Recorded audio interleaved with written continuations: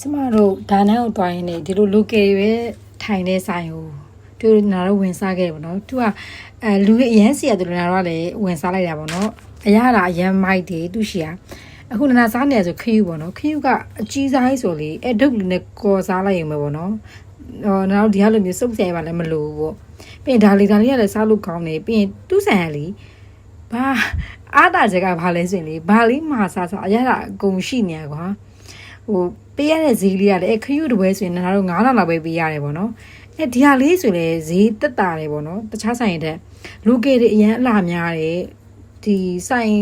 ဝင်းဝိုင်းနေကုန်လို့တော့အကုန်ဒီပါပြည့်နေပါတော့သူဆိုင်ဒါလေးဆိုဒင်းညင်ဘူးလေးတွေတူကတော့စားလေးပေးထားတယ်ပြီးရင်ဇွန်လေးပေးထားတယ်ပေါ့နော်အဲ့လိုချစ်စားတာပေါ့